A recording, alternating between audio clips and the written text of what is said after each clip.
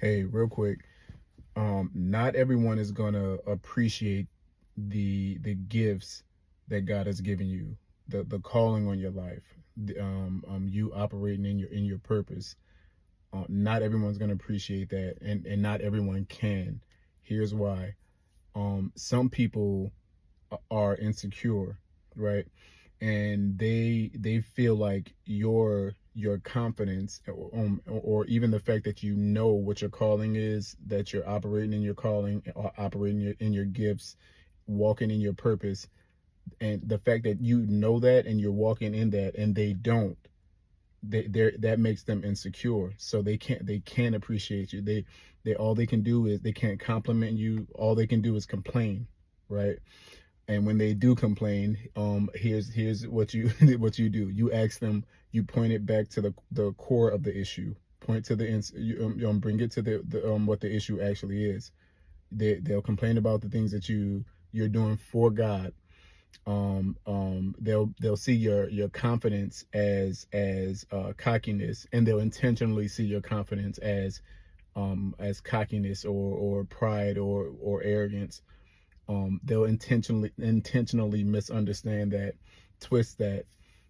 So this is what you do. You point it back to the insecurity. You ask them, with all their complaints about what you're doing. Ask them what they're doing. How are you walking in God's will for your life? How are you walking in your calling? How's that going? They won't have an answer. They that because it gets right to the core. Not everybody can appreciate you. You're not made for everyone, unfortunately. And unfortunately, it will be, a lot of times it will be family. It will be people near to you, close to you, who will not be able to accept what God has given you, and you walking in God's will for your life. There's a few reasons for that. I call it the curse of familiarity. Um, the curse of familiarity is that you're too familiar to them.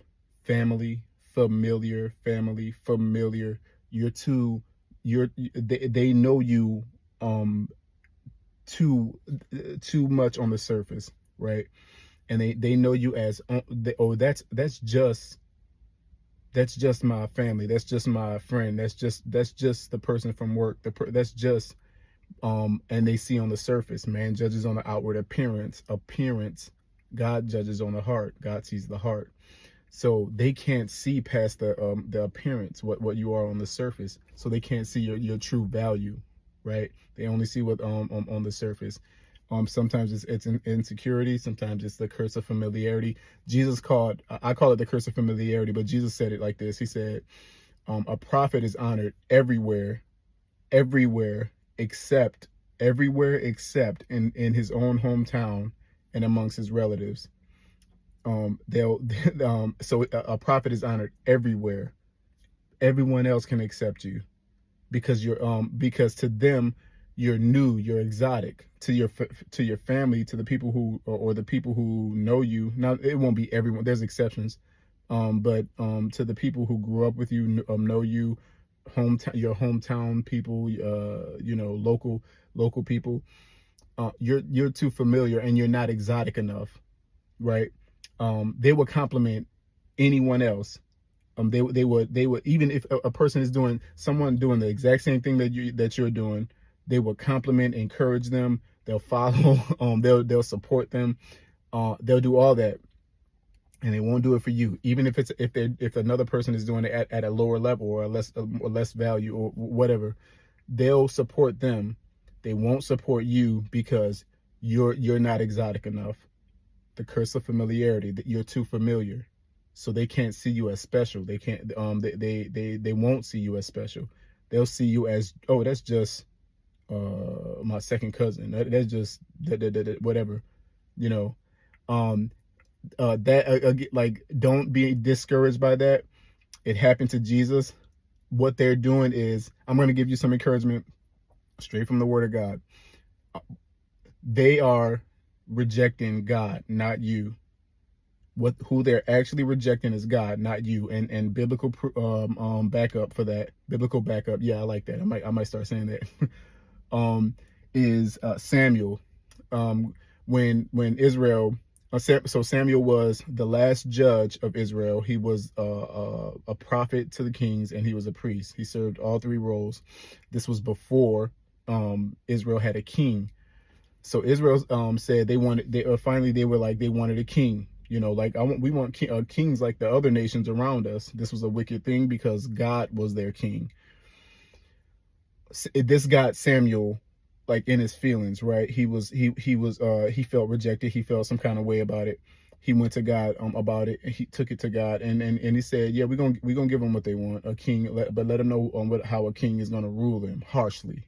Not exactly harshly, but he gave them all these like stipulations. But anyway, what God told that's what I'm telling you is exactly what God told Samuel. Don't be discouraged by this. They're rejecting me, God, not you. This is the same thing I tell myself. That's fine. They're rejecting God in me, not me. What's happening is, so I think about it like this.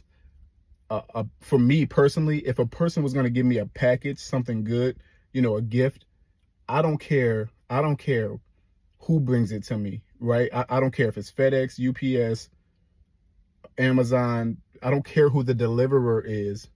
All I care about is the fact that I get the value out of the gift, whatever I get what's given to me from the sender, right? What people do is they reject the package, the contents. They reject the gift, the gift that God has given you.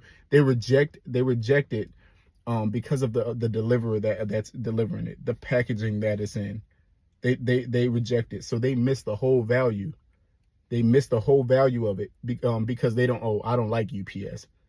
I don't. They're not exotic enough. I don't like FedEx, DHL, or whatever the other one is. I don't, but how crazy is that? God says God is the sender, by the way. We're just the deliverer. But you would reject something from God based on the deliverer, based on the delivery method. I think that's foolish, but that's what people do. They can't accept it. No, send that back. So what God says is they're rejecting me as the sender. They're not you. Don't take it personal. So don't take it personal. And since I'm on that the topic of value, I'll give you some more encouragement from the Bible, biblical backup. Biblical backup. And it's value, right? So I'm gonna tell you what Jesus said. Don't cast your pearls among pigs. I'm not calling your family pigs. I'm not calling the people in your hometown pigs. I'm not. This is what Jesus said. So don't cast your pearls among pigs. That means don't give what's valuable to people who won't appreciate it. They can't even see the value in what you're giving them. You're giving, if you especially if you minister, if you and I'm leaning like I'm talking more about ministry or communicating the gospel, but this applies to anything. If you do something well, in excellence, and you deliver like a service or a product, whatever it is, it doesn't matter. Don't give that to people who won't appreciate it, can't even see it for what it is. You're casting pearls amongst pigs. They'll trample it or underfoot and then attack you. That's what Jesus said. They'll trample it and attack you. Pigs will eat pearls, stomp them. Pigs are used to slop, to mud. And if God is giving you a gift and it's valuable to give to the world, to share with people, why continue to give that value to someone and try to convince the people, your hometown people, your friends and family who just don't get it, can't see it, the value in it? Why try to spend that effort trying to convince them, look, this is actually valuable. Look, you really could use this. No, I'm not gonna cast my pearls amongst pigs. You either appreciate it and get it, or you don't. Move, and we move on. All right. That that I think that helped me early on, understanding that. And I think it could help you too, because a lot of times we get rejected and we get hurt by the people who we feel like should support us the most, right? Like you would think that the people nearest to you they're going to be like the most supportive. That's not going to be the case though, especially if you step into ministry, especially if you're trying to do a good work. That's not going to be the case. And I don't want you to get your expectations up and be shocked. You know, it happened to Jesus. And look, by the way, then shake the dust off, right? Shake the dust off. Again, that's biblical. But Jesus, look, they only hurt themselves. Jesus could only, the Bible said that Jesus could only work so many miracles. He was limited in what he can do. Now we're talking about God in the flesh. We're talking about God in the flesh amongst people, and they could not get miracles worked. They needed him. They had sick. They had they were, I'm sure they had demon possessed possessions. They needed miracles from him, and the one who can work miracles was walking among them, and he was in proximity to them, and they could not get. He was right there. Their deliverance, their healing, everything they needed for their lives. Every problem that they had could have been corrected. Their biggest issues could have been resolved. He was right there in the flesh, but they couldn't see the value of him. They couldn't see him for who he truly was, because they were stuck on, oh, that's Mary's son, that's Joseph's son. We know his family.